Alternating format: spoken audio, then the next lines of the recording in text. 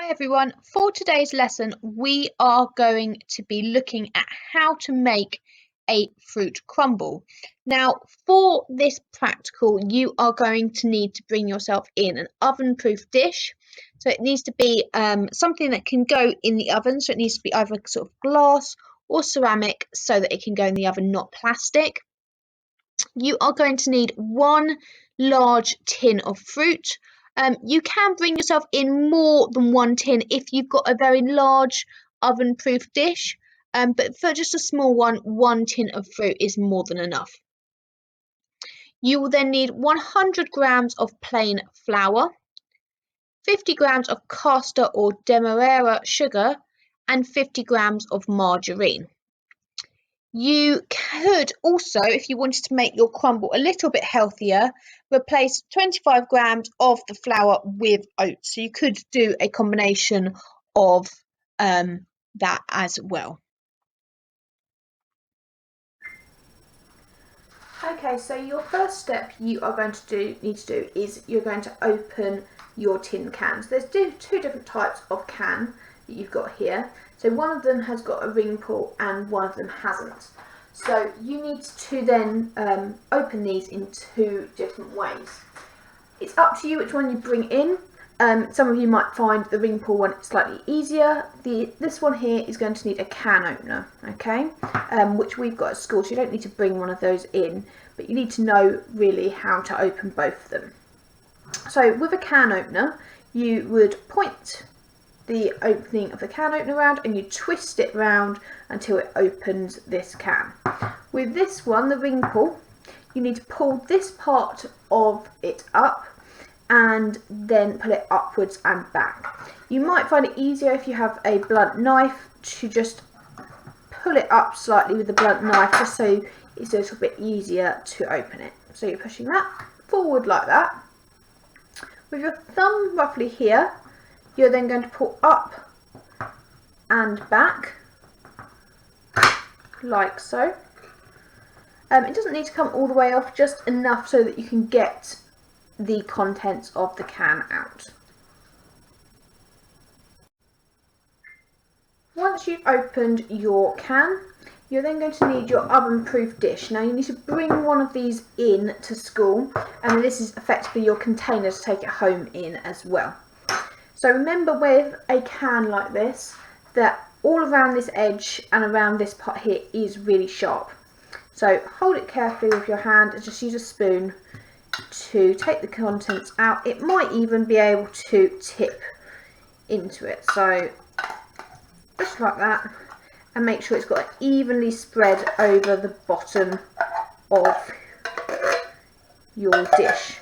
Now you need to bring in the right amount of fruit dependent on the size of your dish. So obviously if you're bringing in one that's quite big, you're going to need a bit more fruit, whereas if you're bringing a smaller one, you're going to need less. Now you can, with the side of the spoon, break these up a bit smaller if you'd like to, but you don't have to. It's not 100% necessary. You can bring in whatever kind of fruit you would like, so you might want to end up combining this with something like blackberries. You could mix two tins if you wanted to. You could do something like a peach one or a blackcurrant one. Totally up to you what fruit you bring in. Once you've got this in here, you could, if you wanted to, take a little bit of cinnamon and just sprinkle it over like that, and then you might want to just mix that in with your spoon so that most of the apple pieces are covered, and that just helps enhance the flavour a little bit. If there's other spices you want to add, you can also do that. If you wanted to bring in fruit that you wanted to cut up, you can also do that, but remember you need to be aware of your timings and how long that's going to take you. Once you've done this, then put this to one side. Grab yourself a bowl and a sieve. Now you want your sieve to rest on the top like that, and then you're going to tip your flour into here. So the flour goes into here like this. Tip it in carefully, And then what you're going to do is shake the sieve. Have a think about why we do this and why you think this step might be necessary.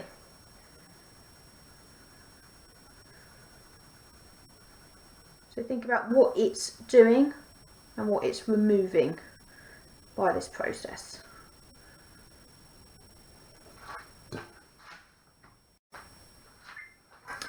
Once you've done that, you are then going to put your margarine into the bowl with the flour. It's easier if you cut it up into smaller pieces like this, because we're going to rub the margarine into the flour, and that just helps complete that process a little bit quicker. Okay, so once you've done that, you're then going to need to use your hands. Your hands are going to do this kind of motion to rub the flour into the margarine, into the flour. So what you need to be doing here is this motion with your hands.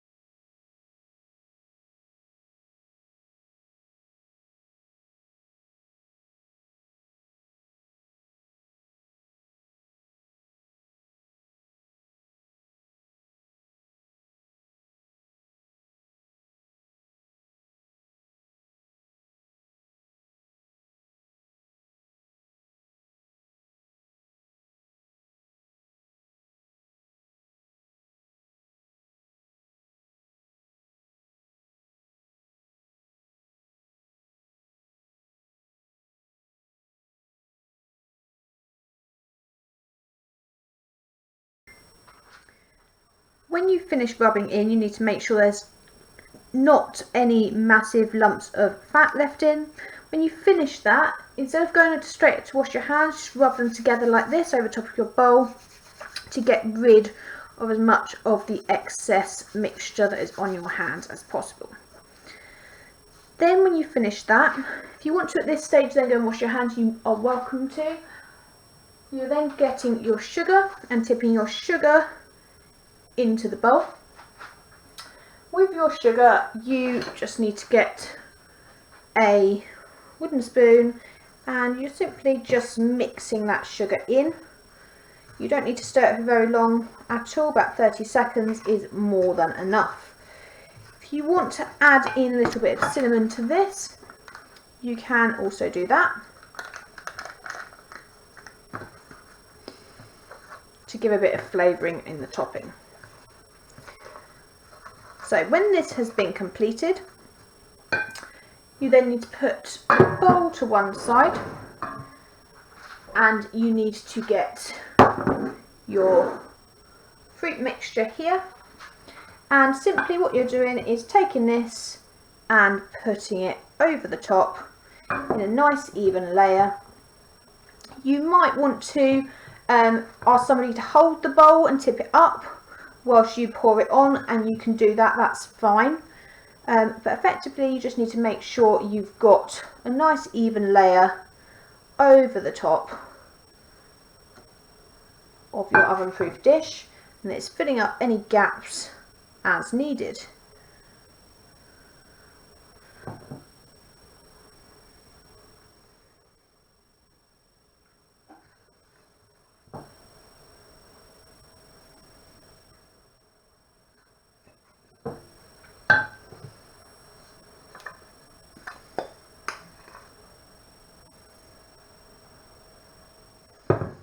Once you've done this, it needs to then go on an oven tray, and your oven tray then needs to go into the oven, and you need to cook the dish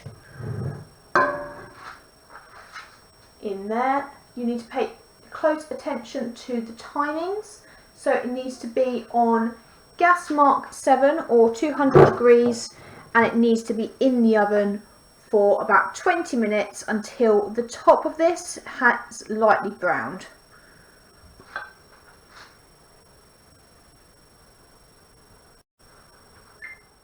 be aware that when you're putting this on to an oven tray, you might need to share a tray with somebody else so that we can get as many things into the oven as possible. When using the oven, you need to be very, very careful that you are completing that correctly. It's advisable to ask somebody else to hold the oven door open for you whilst you put anything in, because the side of the oven door can be very, very hot and you wouldn't want that swinging and hitting your arm.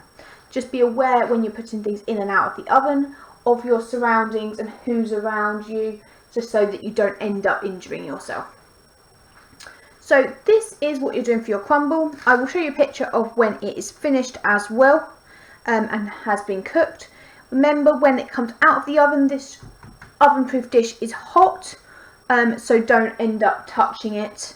We will then cling film this so you can take it home easily.